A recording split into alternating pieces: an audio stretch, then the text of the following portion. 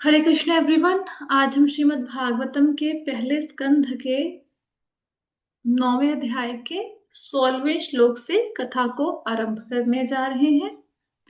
कल की क्लास में हमने जाना कि भीष्म पितामह युधिष्ठिर के मन में जो एक बात आई थी कि महाभारत के युद्ध में इतने सारे लोग मेरे कारण मारे गए, उस शंका का निवारण कर रहे हैं और युधिष्ठिर महाराज को बता रहे हैं कि ये युद्ध हुआ है कि काल के प्रभाव से हुआ है। काल की गति को कोई नहीं जान सकता, उसके ऊपर किसी का कोई कंट्रोल नहीं है।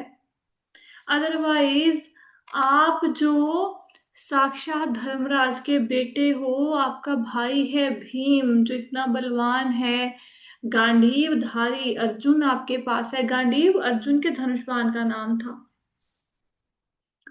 स्वयं भगवान कृष्ण जिनके साथ हैं, उनके जीवन में इतनी विपत्तियां कैसे आ सकती हैं। तो युधिष्ठिर महाराज के मन से इस बात को निकाल रहे हैं कि आप महाभारत के युद्ध के लिए स्वयं को दोषी मत मानो।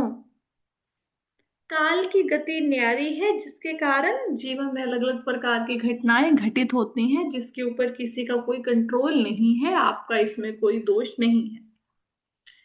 तो उस चर्चा को आगे बढ़ाते हुए भीष्म पितामह बोल रहे हैं। 16वें श्लोक में कहते हैं, नाह्यस्य कर्हिचित् राजन् पुमान वेद विद्यसाम् विधित सितम् यद विजिज्ञासया युक्ता मुह्यन्ति कवयोऽपि हि। हे राजन, भगवान श्री कृष्ण की योजना को कोई नहीं जान सकता।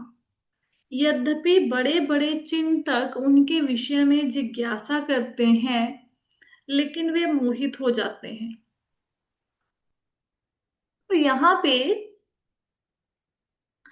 आ, भीष्म पितामह युधिष्ठिर महाराज को बता रहे हैं कि भगवान कृष्ण की ये जो योजना है, उसको कोई नहीं समझ सकता, उनकी प्लानिंग को। यहाँ तक कि ब्रह्मा जी, शिव जी इत्यादि देवता भी भगवान की योजनाओं को नहीं समझ सकते। जैसे जरासंध ने, जरासंध तो आपको पता होगा, अ, कंस का ससुर था। जरासंध, जरासंध की बेटियों से कंस की शादी हुई थी। उसने कितनी बार मथुरा पे आक्रमण किया, लेकिन हर बार भगवान कृष्ण उसकी सेना को मार देते थे, उसको जिंदा छोड़ देते थे। तो भगवान की योजना क्या थी? जैसे पुलिस किसी किसी चोर को पकड़े, उसको छोड़ दे, तो वो क्या करेगा? वो जाके जो उसके साथी हैं, बाकी चोर हैं, उनसे मिलेगा ना, तो पुलिस को बाकी चोरों का भी पता लग जाएगा। तो जरासंध क्या करता था? युद्ध में पराजित होकर जाता था, फिर नए नए राक्षसों को, नए नए अधर्मी व्यक्तियों को लेके आता था, फिर भगवान से युद्ध करता था, फिर भगवान सबको मार देते थे। तो जरासंध देखा जाए तो भगवान के लिए क्या करता था कि जो लोग बुरे हैं उनको पकड़ पकड़ के भगवान के पास लेके आता था कि भगवान उनको मारे, है ना। तो वो एक तो दूध की भांति काम कर रहा था। लेकिन देखा जाए तो हम ये सोचेंगे कि भगवान ने जरासंध को क्यों नहीं मारा। भगवान जब मथुरा में थे तब की बात है कि भगवान ने मार ही क्यों नहीं डाला। इतनी बार उसने मथुरा पर आक्रमण किया, तो बार बार आक्रमण करवाने की क्या जरूरत थी? तो ये भगवान की योजना है ना। तो भगवान राम वनवास के लिए गए, है ना। तो कितने सारे ऋषि मुनियों ने भगवान के दर्शन किए, कितनी देर से वो भगवान की प्रतीक्षा कर रहे थे। आपने शबरी की कथा तो सुनी होगी कि शबरी कैसे भगवान की वेट कर रही थी, क्योंकि गुरु ने बोला था कि एक दिन भगवान राम तुम्हारे पास आएंगे, है ना। तो वनवास तो एक ढंग से एक बहाना हो गया। कितने राक्षसों को मारा, कितने साधु महात्माओं की चिंताओं को मुक्त किया, जिनको वो यज्ञ करने नहीं देते थे, ऋषियों को। तो राक्षसों को मार के वो उनको निर्भय किया। ऐसा नहीं कि जो ऋषि मुनि है वो राक्षसों को नहीं मार सकते थे, वो भी मार सकते थे, उनमें भी बहुत पावर थी ऋषि मुनियों में। लेकिन प्रॉब्लम ये है कि ऋषि मुनि क्रोध नहीं करते, है ना, ऐसे बिना वजह क्रोध नहीं करते, वो सहन कर लेते हैं चीजों को। तो भगवान राम ने वहां पे जाके राक्षसों का वध भी किया, और साथ ही साथ भगवान ने अपने भक्तों को दर्शन भी दिया, है ना। तो ये ऋषि मुनि ने जब भगवान का रूप देखा, राम का इतना सुंदर रूप, इतना सुंदर रूप, तो उनके ऊपर मोहित हो गए। तो उनके अंदर माधुर्य भाव आ गया भगवान के लिए, कि भगवान हमारे प्रेमी या पति के रूप में हो। तो फिर भगवान ने बोला कि इस समय तो राम अवतार में उन्होंने का, एक पत्नी व्रता का वो लिया हुआ है व्रत, एक ही शादी कराएंगे, दूसरी नहीं कराएंगे, लेकिन कृष्ण अवतार में वो सबकी अभिलाषाएं पूरी करेंगे। तो कृष्ण अवतार में सब ऋषि मुनि गोपियां बने, उनकी इच्छा पूरी हुई। ऐसे ही जब भगवान राम, श्रुतियों में लिखा गया ना भगवान के जन्म के विषय में, बताया गया ग्रंथों में।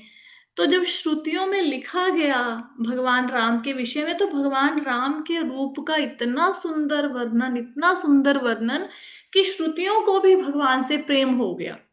मतलब श्लोक टाइप समझ लो, कि श्लोकों को भी भगवान से प्रेम हो गया उनके रूप का वर्णन, मतलब सुनते सुनते।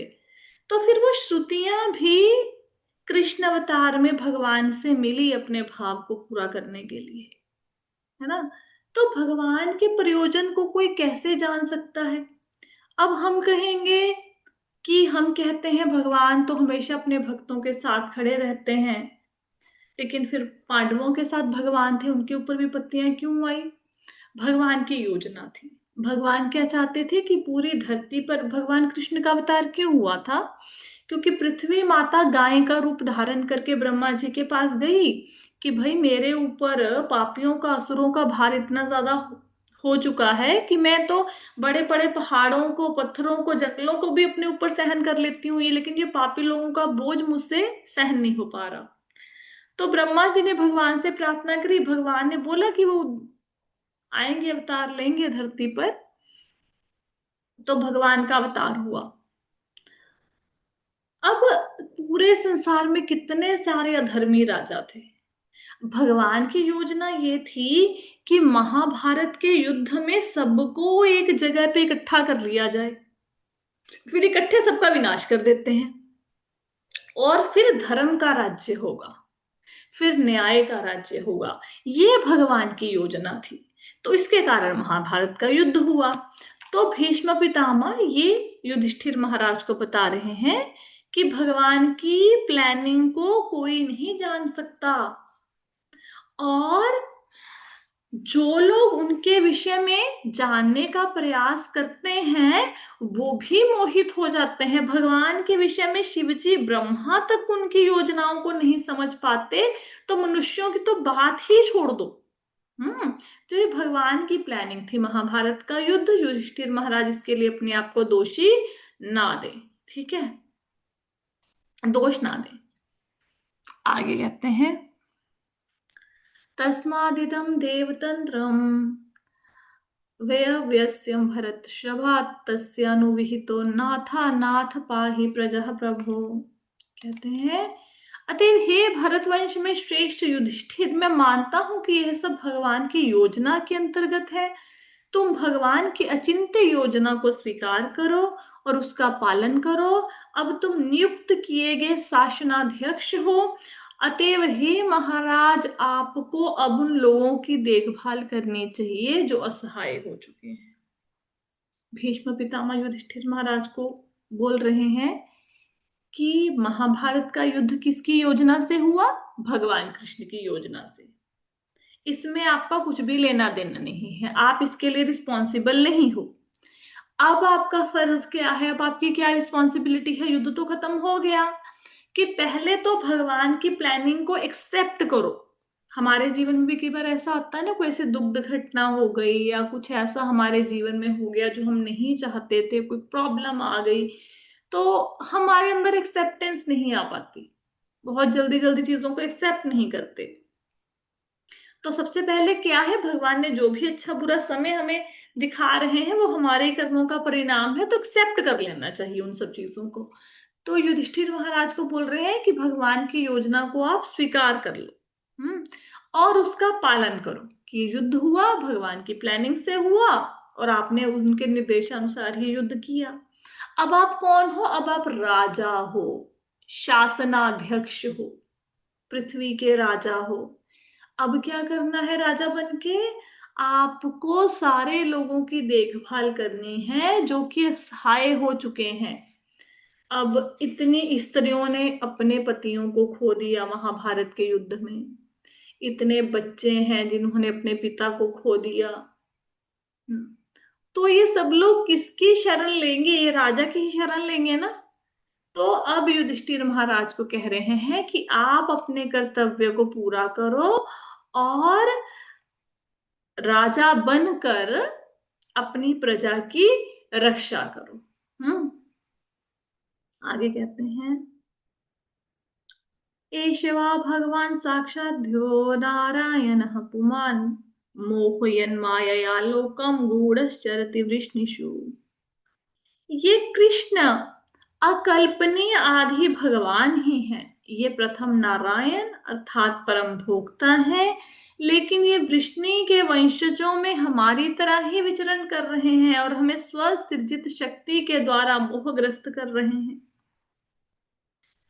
अब भगवान कृष्ण के विषय में बता रहे हैं कि ये जिनको आप अपनी अब अपने भाई बंधु समझते हैं, आपके कजन ब्रदर हैं जो भगवान कृष्ण हैं, ये कोई साधारण मनुष्य नहीं है।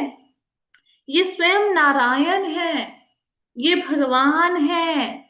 लेकिन इन्होंने वृष्णि वंशजों में जन्म लिया है और अब जैसे हम संसार में घूम रहे हैं, विचरण कर रहे हैं, ये हमारी तरह ही आचरण कर रहे हैं, साधारण मनुष्यों की तरह ही काम कर रहे हैं। लेकिन हैं ये भगवान। ये अपनी शक्ति के द्वारा, अपनी माया के द्वारा हमें मोहग्रस्त कर रहे हैं। हमें ऐसे लगता है कि कृष्ण हमारे भाई हैं, हमारे सखा है, लेकिन ये हैं कौन? स्वयं भगवान। भगवान की माया के प्रभाव के कारण हम इनका जो मूल स्वरूप है उसको पहचान नहीं पा रहे। इनको भगवान के रूप में नहीं जान पा रहे, है ना। तो अब देखो, भगवान कृष्ण जो है वो भगवान है, इस बात की पुष्टि कौन कर रहा है? भीष्म देव। हम्म, तो आजकल कई लोग हैं जो अपने आप को भगवान भगवान का अवतार मानते हैं, लेकिन उनके विषय में किसी शास्त्र में कुछ नहीं लिखा गया, लेकिन भगवान के विषय में शास्त्रों में लिखा गया है। तो किसी के ऊपर भी आंखें बंद करके किसी को भगवान नहीं मान लेना चाहिए। शास्त्रों से, साधु पुरुषों से, महाजनों से सुनना चाहिए कि वो भगवान है कि नहीं।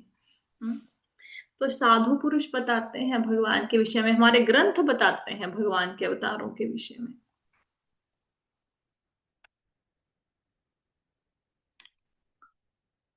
अस्यनुभावं भगवान् वेद गुह्यतमं शिवः देवर्षिर्नारदः साक्षात् भगवान् कपिलो नरप।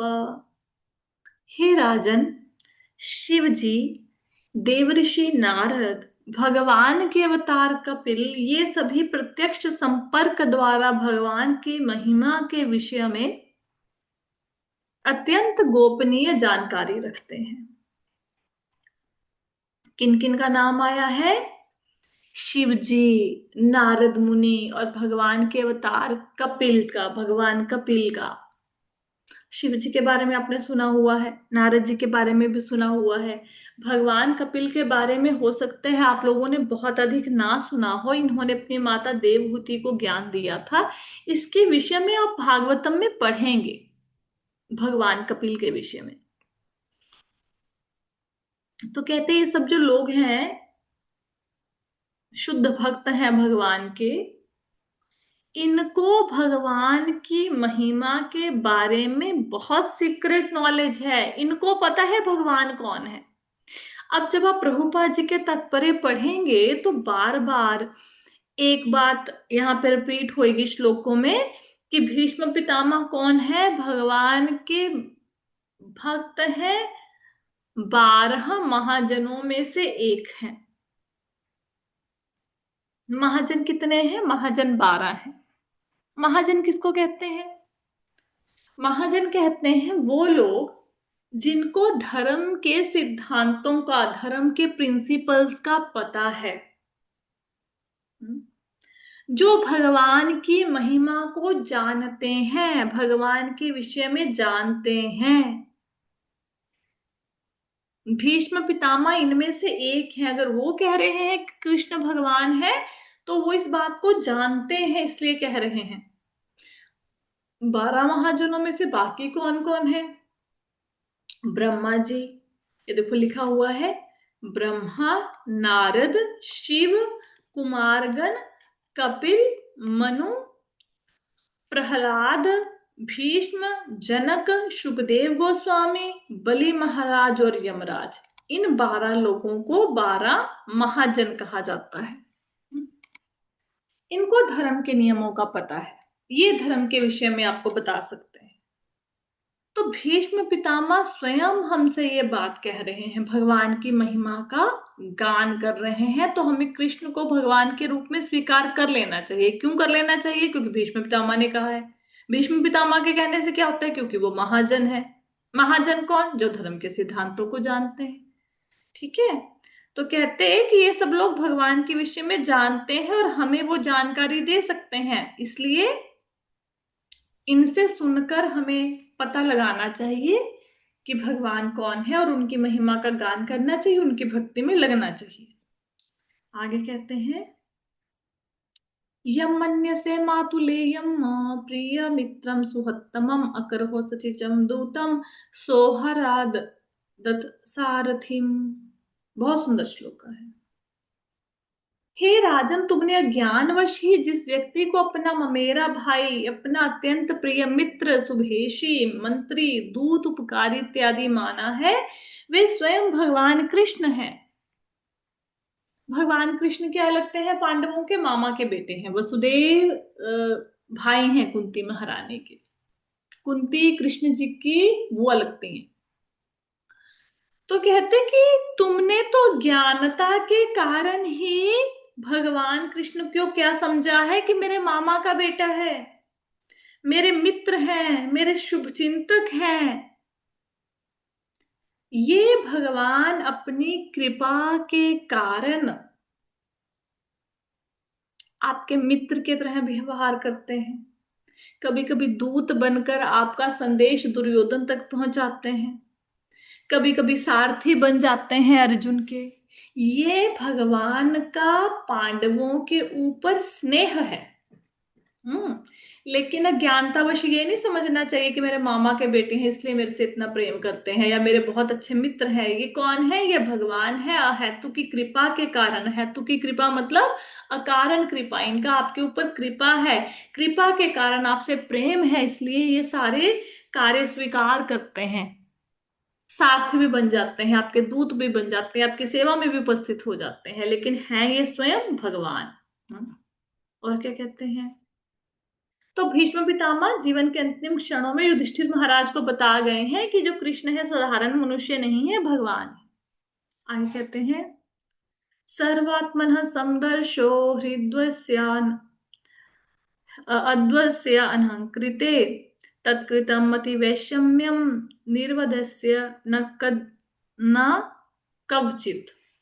कहते हैं, पूर्ण पुरुषोत्तम भगवान होने के कारण वे प्रत्येक के हृदय में विद्यमान हैं। वे सबों पर समान रूप से दयालु हैं और भेद अभेद के मिथ्या अहंकार से सर्वथा मुक्त हैं।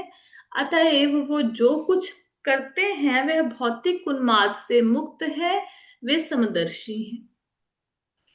यहाँ पे बता रहे हैं जो पूर्ण पुरुषोत्तम भगवान है वो सब जीवों के हृदय में उपस्थित हैं परमात्मा के रूप में। और भगवान सब जीवों पर एक समान रूप से दया करते हैं, किसी के भेदभाव नहीं करते किसी से। भगवान ये नहीं देखेंगे कि ये गरीब है, ये अमीर है, गोरा है, काला है, तो इसलिए भेदभाव करें। हम्म। ऐसा भेदभाव नहीं करते किसी से। हाँ, जस्ट। हरे कृष्णा। एक्चुअली अभी मुझे थोड़ा सा काम आ गया है, मुझे थोड़ा कहीं पे जाना पड़ेगा। तो आज की कथा को हम यहीं पे विश्राम देंगे। तो आज हम लोगों ने 16 से लेके 21 तक 5 श्लोक किए हैं। जिन लोगों के पास भागवतम है, वो जितने श्लोक हम पढ़ते हैं उसको एक बार खुद से पढ़ने की कोशिश किया करो, आपको अच्छे से और समझ आएंगे श्लोक। ठीक है। तो आज की क्लास में थोड़ा जल्दी खत्म करनी पड़ रही है। आज मैं मंदिर में गई थी, थोड़ा सेवा था, इसलिए क्लास को दोपहर में किया। कल हम क्लास को उसी समय पे लगाएंगे, मॉर्निंग में, जो हमारा 11 o'clock का टाइम है। और अगर किसी को कोई प्रश्न है इस कथा में, वो भी हम कर लेंगे। तो आज की कथा को हम यहीं पे विश्राम देते हैं। श्रीमद् भागवतम की जय, श्रील प्रभुपाद की जय। हरे कृष्णा।